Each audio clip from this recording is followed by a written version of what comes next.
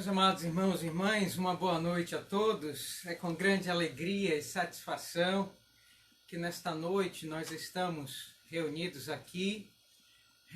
Agradecemos a presença de todos que estão nos acompanhando durante esses domingos.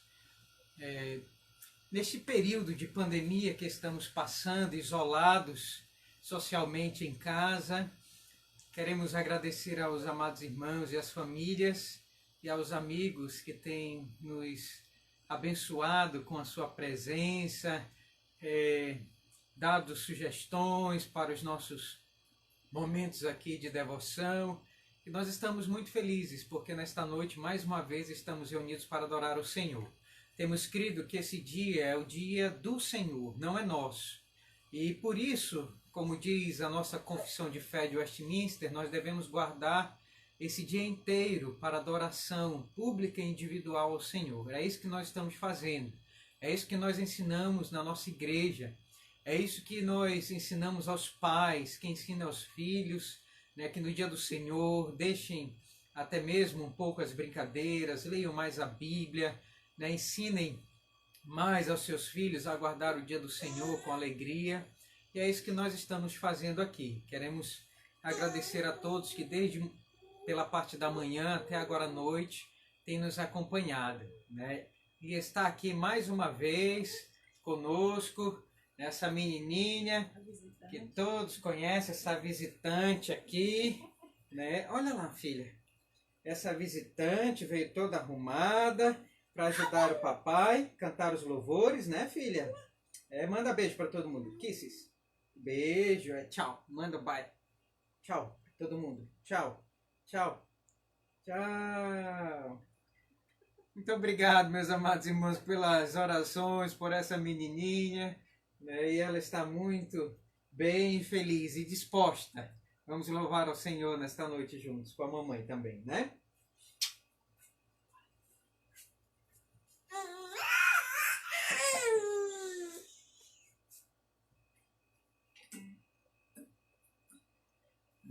Vamos fazer uma oração para iniciar esse momento de devoção? Deus grandioso, poderoso e bendito, nós elevamos agora os nossos olhos, Senhor, para o céu, acima dos montes das dificuldades desta vida. E nós queremos, Senhor, elevar os nossos olhos para aquele que é maior, aquele que é grande, aquele que é majestoso, aquele que é magistral, aquele que é altíssimo, que é o Senhor. Nós louvamos ao Senhor na beleza da tua santidade, porque a tua pessoa, Senhor, é maravilhosa. A tua pessoa, Senhor, é justa. E muito obrigado, Senhor Jesus Cristo, porque o Senhor resolveu um dia se entregar por nós na cruz do Calvário e nos salvar de nossos pecados e nos limpar, ó Deus do céu, de todas as nossas iniquidades e nos dar a esperança, Senhor, da vida eterna, a vida abundante, Senhor, com Cristo, para sempre na eternidade. Obrigado, Senhor, Deus Santo Espírito, porque aqui o Senhor nos consola. É o Senhor quem nos leva a entender a Tua Santa Palavra e aprumar os nossos caminhos, e entender que o Senhor quer que sejamos filhos, que vivam uma vida santa. E nós estamos aqui, Senhor, nos reunindo, porque queremos santificar a nossa vida pela Tua Palavra. O Senhor mesmo disse no Evangelho de João, capítulo 17, verso 17, que a Tua Palavra é a verdade e que ela é quem santifica a nossa vida. E é por isso que nós estamos nos reunindo mais uma vez, finalizando esse dia, todo esse dia, porque nós cremos que esse dia é do Senhor e nós devemos agir com piedade e nós devemos, Senhor Deus, nos quebrantar e reconhecer que nós somos Teus. E nós não queremos andar com este mundo, mas nós queremos servir ao Senhor e queremos nos santificar pela Tua Santa Palavra. Fica conosco, nos abençoa nestes momentos. No nome de Jesus nós oramos. Amém. Vamos cantar ao Senhor 2 cânticos, meus amados irmãos, e depois nós vamos passar para o segundo momento, que é o estudo da Palavra do Senhor. Mas eu queria cantar 2 cânticos. Eu queria que você buscasse aí, né, no seu celular, no seu tablet ou no seu computador, onde você estiver, 2 cânticos. Primeiro, tua é a glória e o poder, tu és para sempre rei. E o segundo cântico é: o teu amor se estende além dos céus, constantemente te mostras fiel. É do Asaf Borba. Você pode procurar a letra aí para poder cantar junto nesta hora, tá bom? Então vamos cantar o primeiro para aquecer o nosso coração com essas verdades cantadas que emanam da palavra de Deus. O louvor é para isso, para aquecer o nosso coração com as verdades do céu. Nós vamos cantar: tua é a glória e o poder, tu és para sempre rei.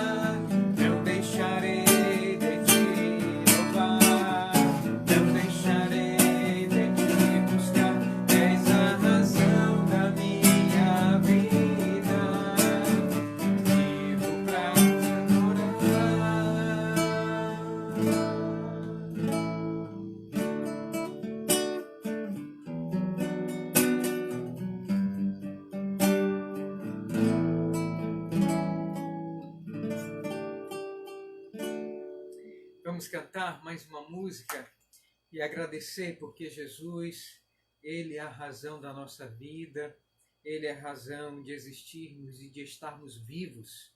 É Ele quem nos preserva. Vamos cantar todos juntos: o teu amor se estende além dos céus, constantemente mostras que és fiel.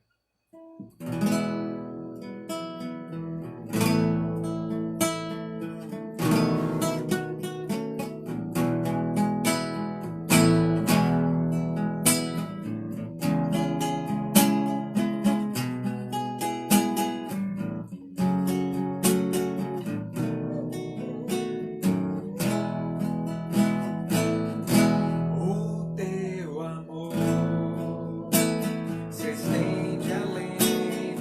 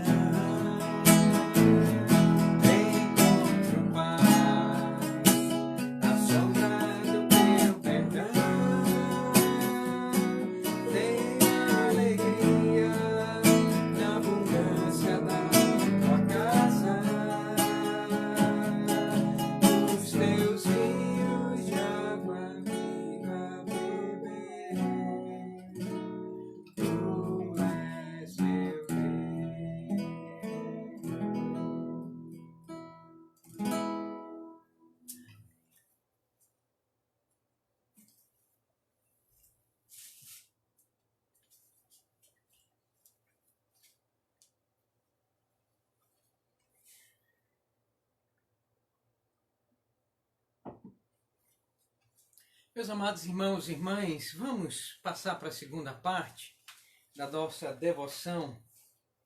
Nesta noite eu quero abrir com vocês mais uma vez para o Evangelho de Marcos, capítulo de número 13. E nós vamos ler desta feita a partir do verso de número 24 até o verso de número 27. Nós estamos estudando, meus amados irmãos, o sermão profético do Senhor Jesus Cristo. Nós estamos quase chegando ao final deste Evangelho de Marcos, mas antes o Senhor Jesus Cristo, antes de ele ir para a cruz, ele não deixa a sua igreja sem saber o que vai acontecer até a sua segunda volta. O Senhor Jesus Cristo, então, ele começa a fazer profecias. É por isso que o sermão é conhecido como sermão profético ou sermão escatológico. É o sermão que trata das coisas do fim. Agora, o que é impressionante, meus amados irmãos, é justamente perceber aqui quem é o Senhor Jesus Cristo. Nós sabemos que tem várias posições sobre o Senhor Jesus Cristo. Muitos acham que ele é um mentiroso, e o maior mentiroso que já houve na face da terra. Outros acham que ele é um louco e que não deve ter nenhuma... ninguém deve colocar crédito nele. Mas o interessante é que nós notamos que desde que o Senhor Jesus Cristo ele profetizou, ele fez esse sermão profético, todos os sinais eles têm se cumprido. Estão se cumprindo no passado, estão se cumprindo no presente, e nós entendemos que eles também se cumprirão no futuro. O interessante notar, meus amados irmãos, é como é que pode um rabino rejeitado em Israel profetizar que o seu evangelho seria pregado a todas as nações. Como é que pode isso? Como é que um líder judaico rejeitado, como o Senhor Jesus Cristo, pode profetizar para 12 pessoas que lhe ladeavam, num cume de um monte, no Monte ali das Oliveiras? Como é que ele podia prever no futuro fome, guerra, epidemias, apostasia? Como é que ele poderia também profetizar que haveriam de vir falsos cristos?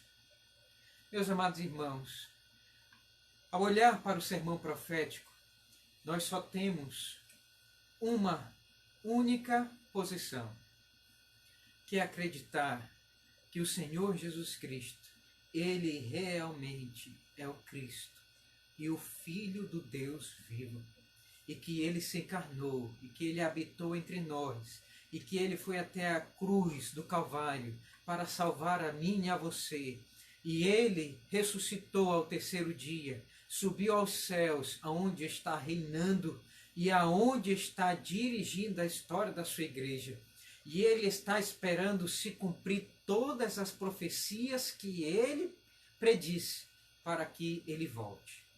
Nós temos crido, meus amados irmãos, e temos professado a fé nesse Cristo. A nossa fé está nele.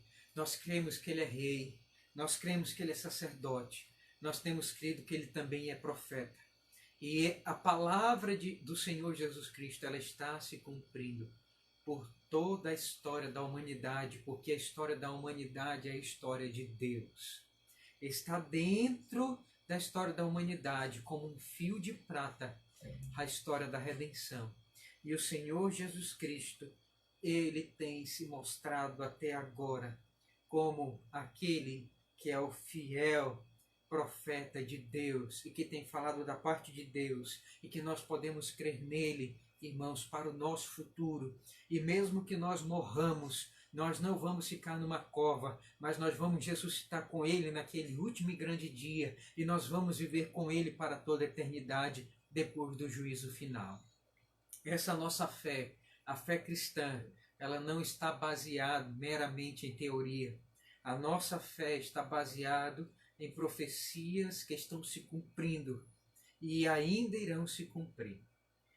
Voltando, então, meus amados irmãos, aqui para essa parte introdutória que nós sempre fazemos, rememorando o que nós pregamos domingo passado, eu queria então aqui mais uma vez tocar na questão do contexto. Qual é o contexto de Marcos capítulo 13, verso 24 a 27? O contexto é justamente, meus amados irmãos, a última parte do sermão profético. Na primeira parte, o Senhor Jesus Cristo profetiza a destruição do templo em Jerusalém e também da cidade de Jerusalém no ano 70. Isso aconteceu e nós vimos que isso é fato histórico. Em segundo lugar, a partir daí, ele começa a alertar os discípulos acerca dos sinais que marcam o período do princípio das dores. Todos nós estamos inteirados que esse princípio das dores é um princípio de turbulência na história da humanidade, com epidemias, com fome, com guerras, com apostasia, com perseguição aos cristãos, mas o Senhor Jesus Cristo vai dizer, ainda não é o fim. O mundo não vai acabar com a epidemia, o mundo não vai acabar com guerra, o mundo não vai acabar com fome, não. O mundo vai acabar quando o Senhor Jesus Cristo voltar. Nós temos que impingir isso na nossa mente. Todo cristão piedoso deve guardar isso no seu coração.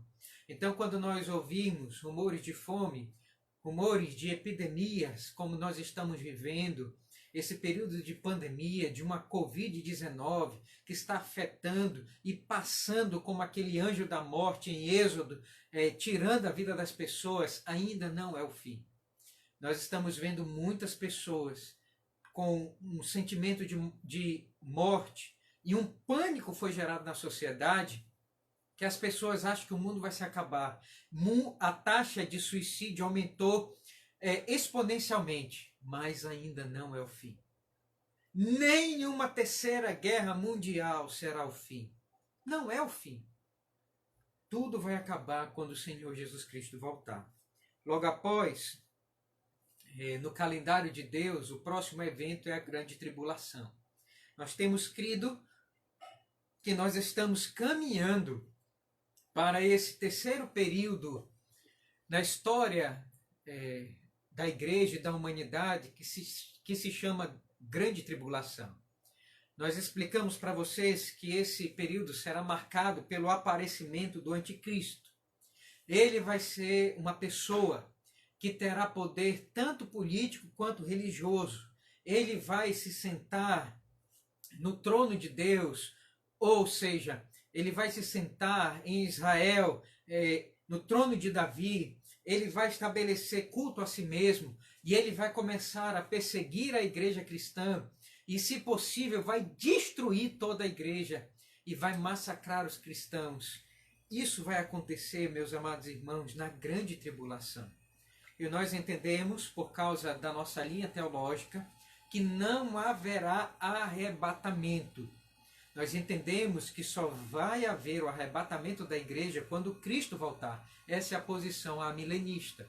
Então nós entendemos que na nossa geração pode vir a acontecer a grande tribulação. E nós temos que estar preparados para isso. Eu e você temos que estar preparados. A nossa família tem que estar preparada para, quem sabe, vermos surgir nos nossos dias um grande líder mundial que vai conseguir estabelecer uma nova ordem e todos vão segui-lo. E aqueles que se oporem e aqueles que não o adorarem como Cristo e como o verdadeiro Deus, ele vai passar ao fio da espada. Nós temos, meus amados irmãos, que entender que nós estamos caminhando para esse período de grande tribulação. E o Senhor Jesus Cristo vai nos mostrar aqui no sermão que não haverá arrebatamento. Nós temos que preparar o nosso coração. Muitos creem que haverá o arrebatamento, mas a nossa posição ela afirma que a igreja ela vai passar pela grande tribulação. E nós vamos entrar então aqui no terceiro momento do sermão escatológico do Senhor Jesus Cristo. Lembra que ele está comparando os sinais da sua vinda como uma mulher grávida. Então, nós vamos ter aquele período das contrações, que é aquele período em que nós vamos ver o mundo em grande contrações, turbulências.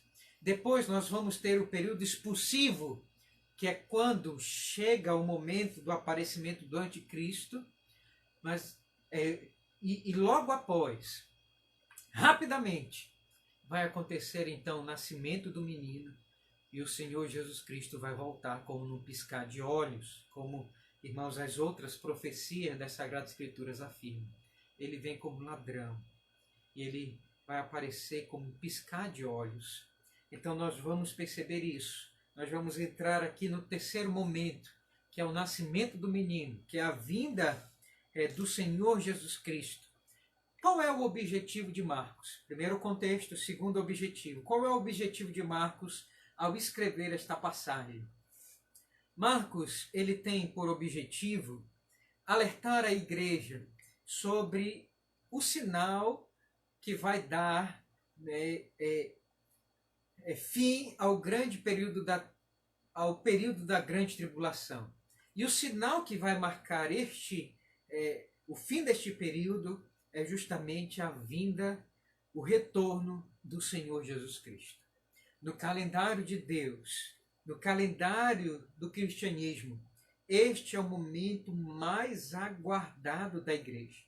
E nós vamos perceber que os sinais que antecedem a volta de Cristo ainda não aconteceram.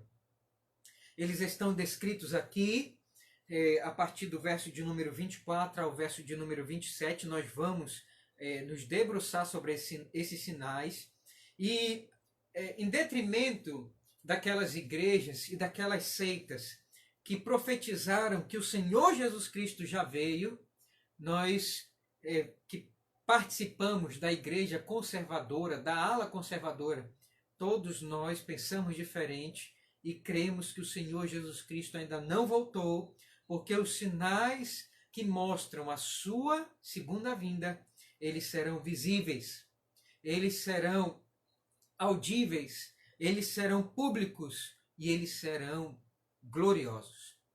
Portanto, nada de vinda do Senhor Jesus Cristo velada, ou que ele entrou num santuário para poder verificar os pecados da humanidade, não. Nós cremos que o Senhor Jesus Cristo ainda não voltou, ainda está por vir, e há alguns sinais que demonstram essa sua segunda vinda. Vamos olhar então, meus amados irmãos, como acontecerá a segunda vinda do Senhor Jesus Cristo. Quais são os sinais que antecedem a chegada do Senhor Jesus para buscar a sua igreja, para me buscar, para buscar você? Quem sabe nessa geração ainda, nós não sabemos, mas nós temos que ter a esperança que o Senhor Jesus Cristo esteja voltando. Isso tem que fazer parte da mentalidade cristã, e nós não podemos andar aqui neste mundo como se nós estivéssemos vivendo a nossa própria vida, mas nós temos que entender que todo aquele que é nascido de Deus, ele espera a segunda vinda do Senhor Jesus Cristo. Quais são os sinais, então, que nos mostram que o Senhor Jesus Cristo estará voltando? Vamos olhar para Marcos capítulo 13, verso de número 24 ao 27, e nós vamos ver esses sinais. Eu quero aqui estabelecer categorias para que vocês percebam esses sinais. Em primeiro lugar, a primeira categoria, meus amados irmãos, de sinais que nós vamos ver aqui é que a segunda vinda do Senhor Jesus Cristo, ela será uma segunda vinda que vai ser antecedida por sinais catastróficos, sinais de grande abatimento cósmico. Olhe comigo, por favor, o que diz o verso de número 24 e o verso de número 25. Diz assim: mas, naqueles dias, após a referida tribulação, depois de aparecer o anticristo e de perseguir a igreja, o sol escurecerá, a lua não dará a sua claridade, as estrelas cairão do firmamento, e os poderes dos céus serão abalados. Os sinais que precedem a volta de Cristo serão catastróficos. Grandes sinais de transtorno cósmico acontecerá antes da vinda do Senhor Jesus Cristo. No piscar de olhos, todos nós vamos contemplar os grandes luminares, irmãos, que envolve o planeta Terra se escurecer, o Sol vai se escurecer e nós vamos ver que a Lua não dará mais a sua claridade. Imagine isso. Perceba que esses transtornos cósmicos ainda serão tão visíveis que nós vamos ver as estrelas caindo do firmamento. Imaginem, meus amados irmãos, várias estrelas caindo, caindo, caindo e caindo do firmamento. Percebam que esses sinais, irmãos, eles vão transtornar o mundo, e percebam que as pessoas, elas vão estar olhando, elas vão estar vendo esses sinais acontecerem. Esses sinais, meus amados irmãos, eles foram profetizados desde o Antigo Testamento. Isso não é novidade para os judeus que estão lendo e também, meus amados irmãos, agora para os gentios. Leiam comigo, por favor, Isaías, capítulo de número 13. Vejam comigo, por favor, o que diz o Senhor através do profeta Isaías. Capítulo de número 13. Percebam que Isaías ele vai aqui prever a queda da Babilônia. E ele vai descrever os sinais desta queda da Babilônia, do reino babilônico. Olha comigo o verso 9 e o verso 10. Diz assim: Eis que vem o dia do Senhor, dia cruel, com ira e ardente furor, para converter a terra em assolação, e dela destruir os pecadores, porque as estrelas e as constelações dos céus não darão a sua luz. O sol, logo após ao nascer, se escurecerá, e a lua não fará resplandecer a sua luz. Como nós ensinamos para a igreja, as profecias, elas têm um cumprimento pausado no passado, no presente e para o futuro. E nós vamos ver aqui, como se fosse um monte que é a cabeça de uma cordilheira, nós vamos ver então Isaías, ele ver a destruição da Babilônia, né, com esses sinais, mas esses sinais eles apontam lá para o futuro. E esses sinais eles apontam, meus amados irmãos, não somente para a queda do Império Babilônico, para esse grande dia da ira de Deus, triste, cruel, mas também apontava para o dia do Senhor, para a vinda do Senhor Jesus Cristo. Esses sinais, eles foram profetizados desde o Antigo Testamento, mostrando o dia da volta do Senhor Jesus Cristo e mostrando os transtornos cósmicos que nós vivenciaremos antes da volta do Senhor Jesus Cristo.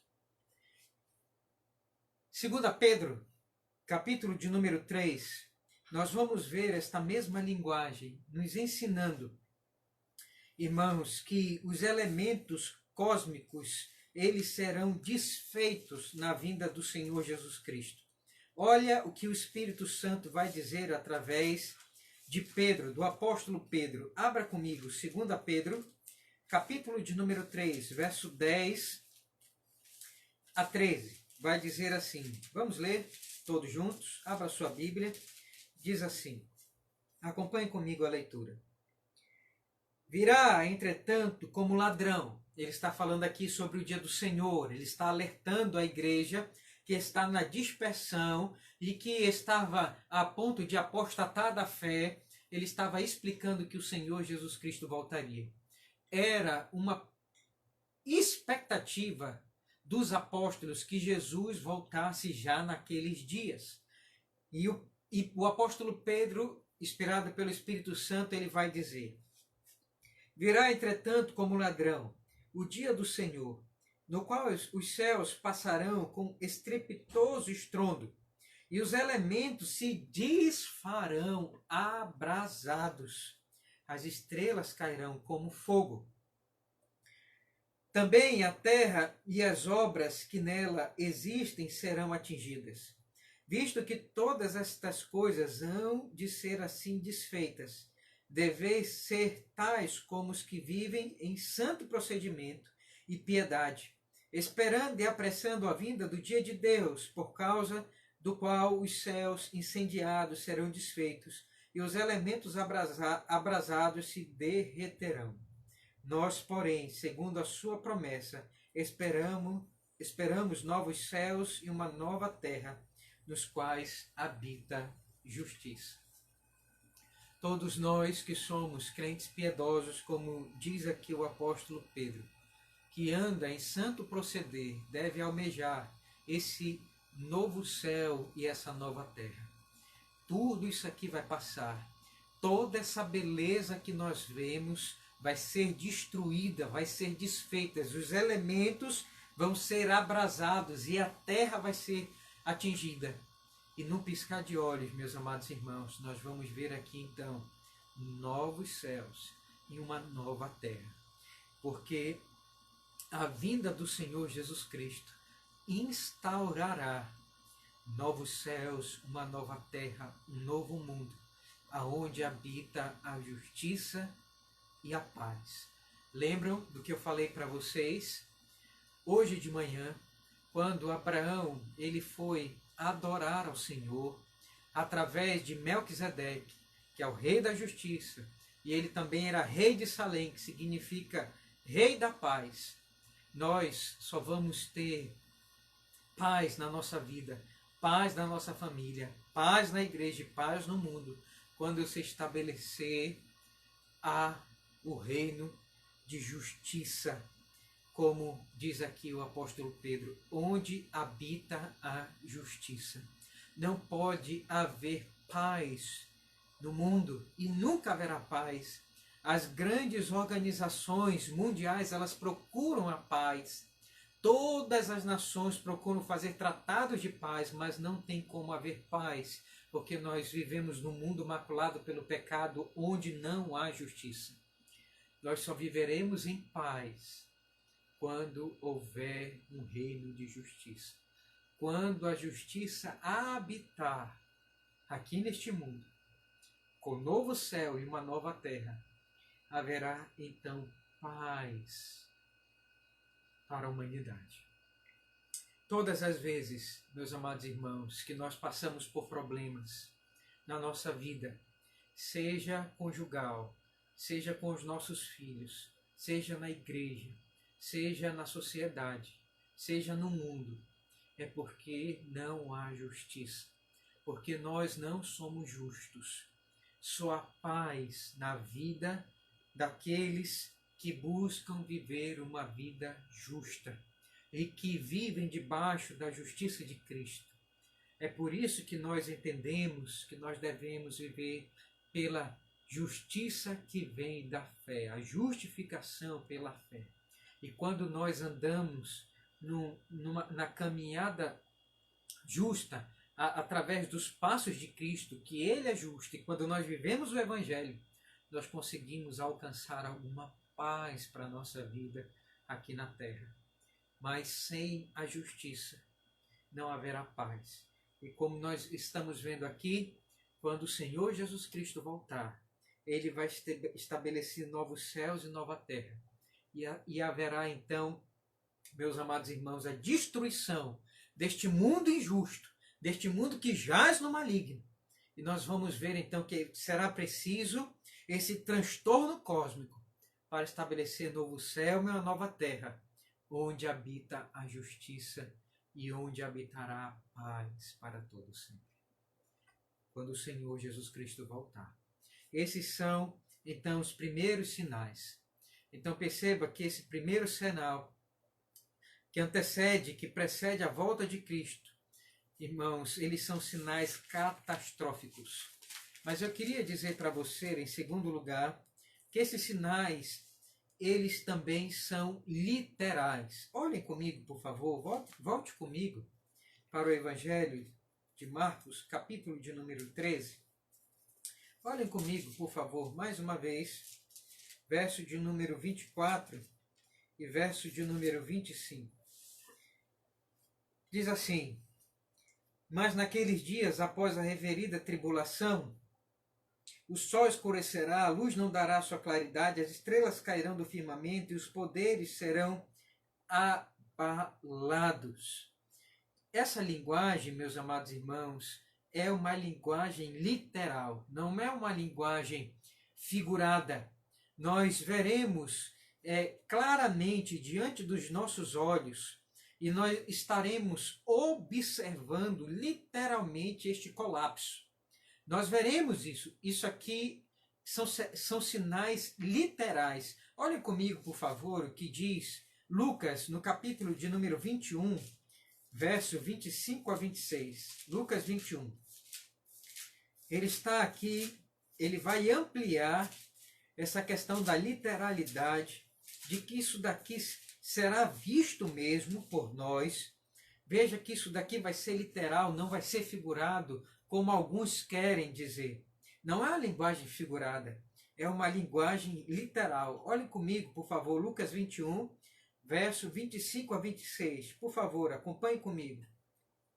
Haverá sinais no sol, na lua e nas estrelas, sobre a terra, angústia entre as nações em perplexidade por causa do bramido do mar e das ondas.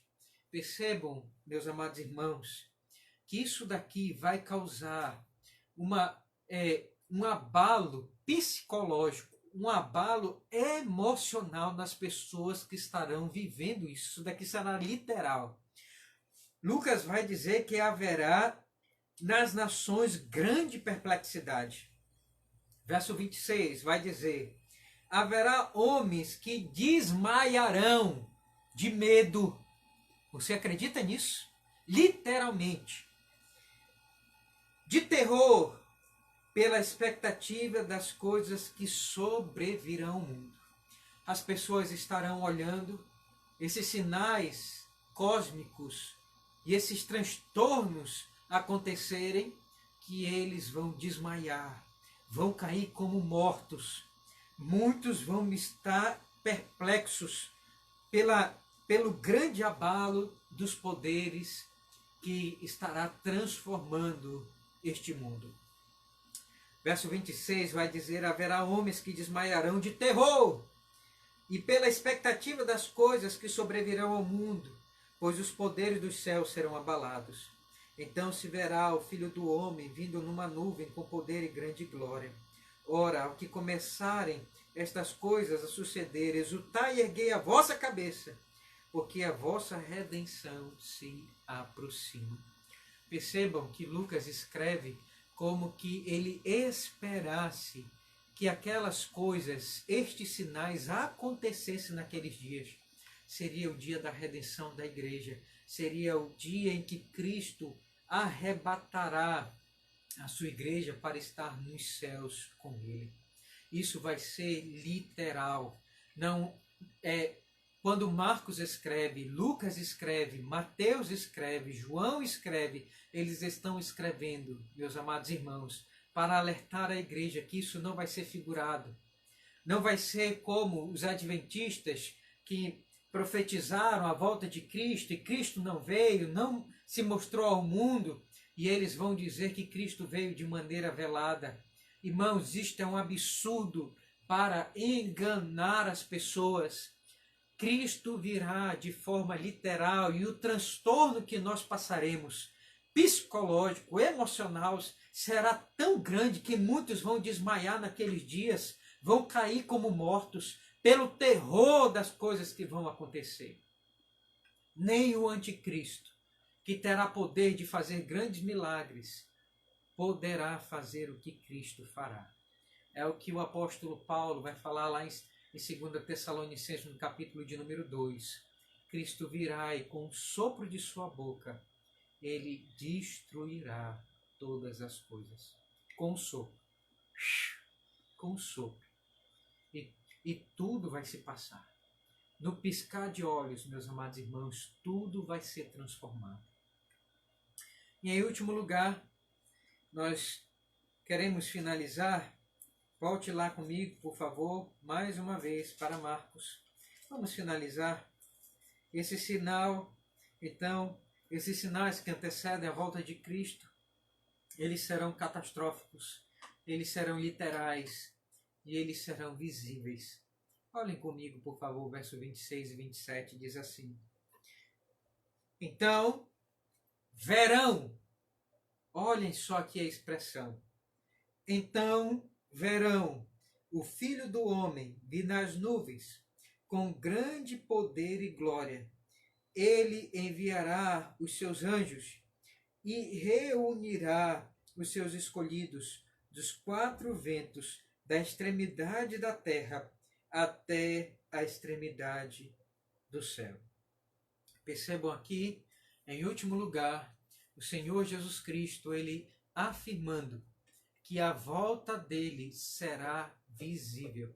Olhem comigo, por favor, como Mateus, ele descreve essa cena, Mateus capítulo de número 24, verso 29 a 31. Mateus está descrevendo e ele vai escrever para o seu público, que é de maioria judaica, e ele vai escrever, irmãos, da seguinte forma, Mateus 24, verso 29. Logo em seguida, a tribulação daqueles dias, o sol escurecerá, a lua não dará sua claridade, as estrelas cairão do firmamento e os poderes do céu serão abalados. Então aparecerá de forma visível no céu o sinal do Filho do Homem. Que sinal é este? Percebam, meus amados irmãos, que ele continua dizendo: todos os povos da terra se lamentarão e verão o Filho do Homem vindo sobre as nuvens do céu com poder e muita glória. E ele enviará os seus anjos com grande clangor de trombeta. Perceba que os sinais serão visíveis, eles também serão audíveis. Todo mundo ouvirá o grande clangor de trombetas que os anjos tocarão, anunciando a vinda do grande rei, o rei que está vindo marchando com os seus anjos, com os seus santos, para buscar a igreja. Ele será anunciado ao mundo com grande clangor de trombeta, os quais reunirão os seus escolhidos dos quatro ventos, de uma a outra extremidade dos céus. Nós veremos então isto acontecer de maneira visível, de maneira audível. Veremos, meus amados irmãos, todo olho verá quando o Senhor Jesus Cristo retornar. Será uma volta pública, será uma volta gloriosa, será uma volta redentora. E nós vamos perceber que os anjos, eles vão recolher. Aqui é a grande subida gloriosa da igreja para estar com Cristo, o arrebatamento dos eleitos. Perceba, irmãos, que a igreja começou com 120 pessoas em Atos dos Apóstolos. E agora somos milhões e milhões. Entre a primeira vinda do Senhor Jesus Cristo até a sua segunda vinda, nós vamos ver então milhões e milhões de pessoas se encontrando com o amado de suas almas, o doce e querido Senhor Jesus Cristo nos céus. Vemos então que a primeira vinda do Senhor Jesus Cristo, ela foi limitada em glória, porque ele veio em pessoa humana, ele veio encarnado como homem. E nós vemos então que o Senhor Jesus Cristo, ele passou a sua primeira vinda aqui por causa do plano da salvação de maneira humilhada. mas agora ele vai retornar como rei.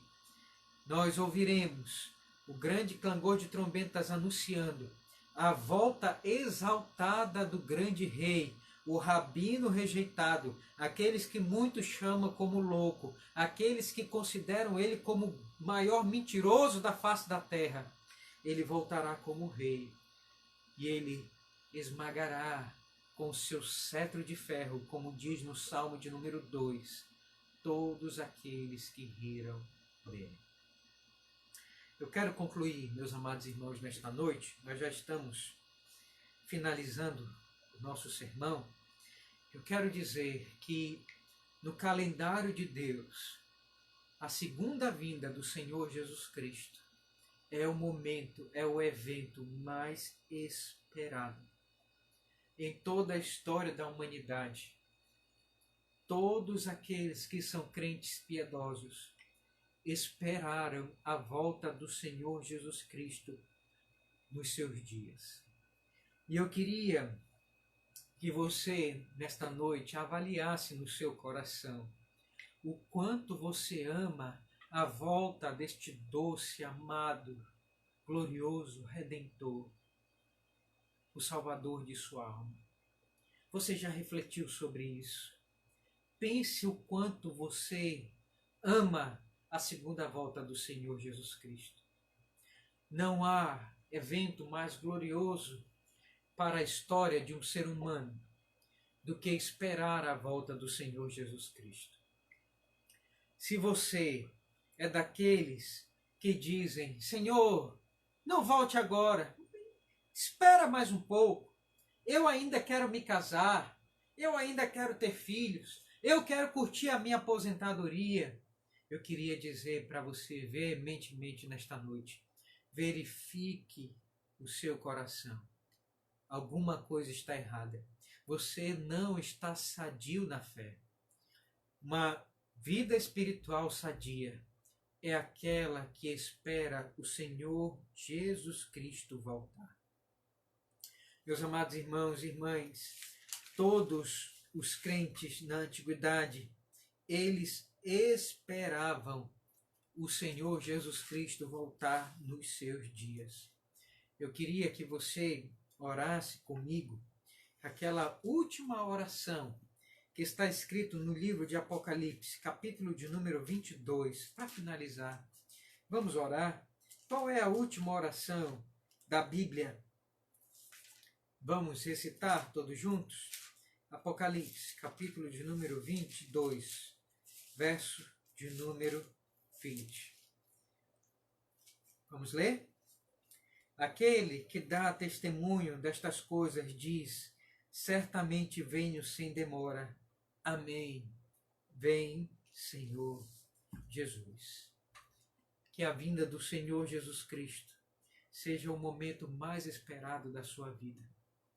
Que você não espere momentos ordinários, momentos comuns aqui para ansiar as delícias eternas que é viver com Cristo para todo sempre. A vinda do Senhor deve ser o acontecimento mais importante da nossa vida cristã. Quando o Senhor Jesus Cristo vier, Ele arrebatará a sua igreja. Ele vai estabelecer o juízo final de anjos e demônios, de homens justos e ímpios. E nós veremos Ele estabelecer o seu reino eterno no novo céu e numa nova terra.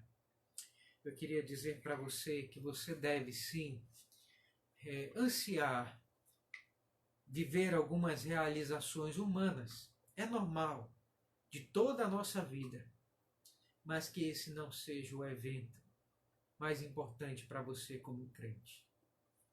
Não é o seu casamento, seus filhos, ter patrimônio, ter bens, ter aposentadoria, ter paz neste mundo. Você não vai alcançar isso. A alegria do verdadeiro crente, a verdadeira motivação do nosso coração deve ser a vinda do Senhor Jesus e morar na presença doce e gloriosa dele para todo sempre. Que haja essa expectativa no seu coração, meu irmão, minha irmã. Que você leia as profecias, estude as profecias, esperando que esses sinais se cumpram já na sua geração, para que você veja isso acontecer. E que o Senhor Jesus nos abençoe pelo seu Evangelho nesta noite. Amém.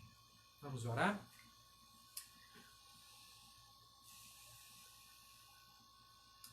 Obrigado, Senhor, por essa noite.